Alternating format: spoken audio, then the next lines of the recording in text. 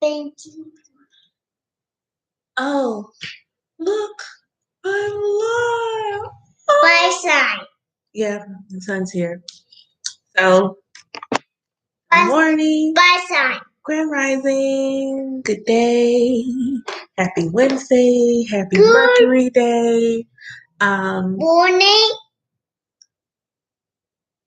And yeah, she can hear my son's with me. This is gonna be quick because I'm working, but I don't know. I guess I felt like I needed to talk, so that's what I'm gonna do. Good morning. Thank you. Good morning, Boo, for my son. So, Good. I was running late waking up this morning, as I have been in the last couple of days, and I realized the date 3/31/2021 actually works out to 3/4/5, and that stuck out to me. I was like, okay, divine timing, divine order, forward movement. I was putting gas in the car, and the cigarette thing was 3/4/5, and I was like, oh, okay. I just glare. Sorry to glare on my glasses. So sorry if I look like a raccoon. It's early and it's allergy season. So there's that. I was listening to a message about courage and standing in your power and having confidence in yourself and faith in yourself. And I know I've been working through that. And I don't know, I guess I just wanted to share a part of my dream. It was about, in the dream, I was in a house that needed some work. And when it's like talking to two people in the house needed some work. Next thing I know, I was at a different house and I was changing my son, and he kept saying ancestor house, ancestor house. And I'm like, is that where you want to go? And all he would say is ancestor house. And so I was like, okay. And then my phone rings in the dream, and it's the two people from the other house. And they're asking me if I like the new hot water heater. And I'm like, well, that's at the other house. This house is fine. Hot water heater, everything works. This house is great. It's at the other house. And ironically, I'm planning to go there because my son keeps saying ancestor house. So I'm like, okay, cool. So sitting at my altar this morning, I was looking at my ancestor altar, and I was looking at my descendant altar, because I have both. I have an ancestor altar and I have an altar for my descendants. And thinking about what foundation, what legacy, what house am I building for my descendants, and how am I rebuilding, restructuring, healing, improving the house of my ancestors. And I feel like that is by being courageous. I was listening, thinking about people I know who are artistically inclined, whether that's musically, poets, artists, especially the poetry, because that stuck out to me when I was listening to my mom talk about people she knew, and the fact that they are such beautiful poets, but they haven't published. And the fact that I took a moment to believe in myself and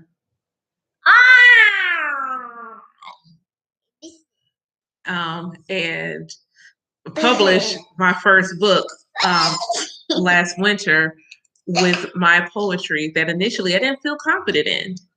And now I've been challenging myself on Clubhouse to read my poetry and to step out my comfort zone and truly be who I am and step into my power. I've been more confident in, if I do a tarot reading and posting it, sharing whatever insight I get and confidence I have in myself. And I feel like in that way I am encouraging my legacy, my descendants, to do the same thing. Don't be shy about who you are. Step into your power. Allow yourself to be who you truly are. Allow yourself to ascend to where it is that you are trying to go play now. Nope. Go play now. Because I'm trying to be quick. So go play so I can finish. Now, go play. So,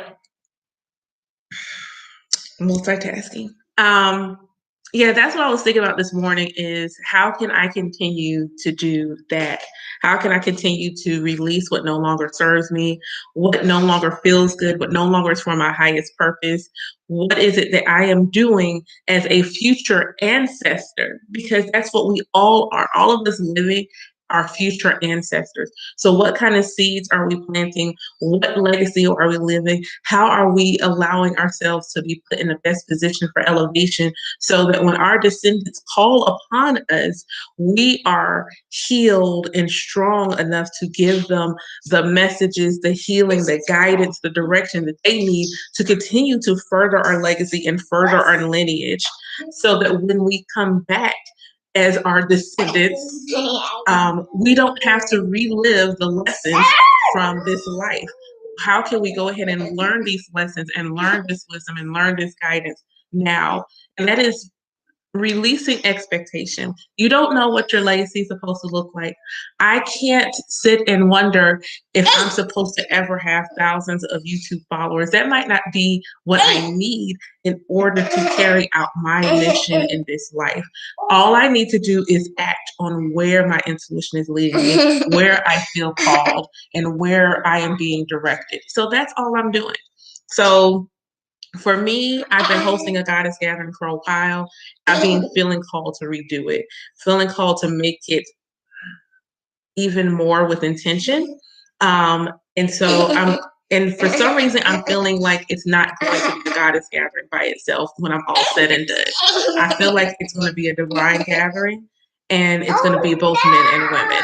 I don't know why. I just feel like that's where it's going to end up going. I am doing a full moon circle, an actual full moon ritual, and I opened it up to both. Initially, it was for the goddess gathering, and we don't hold the monopoly on trauma, healing, and wanting to heal our wounds. Our brothers, the kings, the gods in our life also feel this. And so I'm opening up and making an opportunity to share space so that they can do so. I'm going to create the gathering, the whatever I ended up calling it in the end, so that it's more like a course. I've been taking, I've got several certifications in life coaching. So why not leverage that? I already have enough poetry to publish a new book. So since I've been reading it on Clubhouse, I'm going to go ahead and take it a step further and go ahead and publish another book.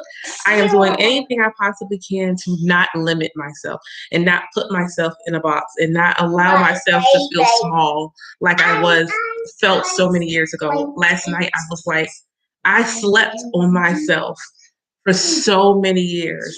And I'm not sleeping anymore. I'm not allowing anyone else to tell me who I am, what I am. I am the high priestess. I am the goddess of my grove. I am she who invites you to expand in practically spiritual ways. I am the teacher. I am the student. I am the leader. And I'm just allowing my ancestors to take me where I'm being called to lead. And I am not going to sit here and cry on this live. So, in that regard, today, just as I heard this morning, I also issue the same challenge. Where can you be courageous? Where can you eliminate perfection? Where can you just be where it is your soul is calling you to lead? And where can you expand? Not simply just heal, but expand in your life to see your greatness, to climb your mountain, to reach the top of where it is that you are supposed to be and take hold of your destiny without fear. So that's all I have. I'm Niyah Shalom. By all means, feel free to hit up my link tree in the description box. Feel free to find me on Clubhouse because I am going to do more rooms and read more poetry. I just wrote one yesterday. That was pretty fire. I might read it today. And keep being great.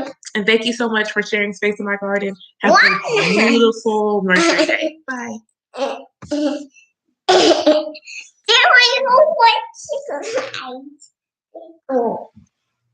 Go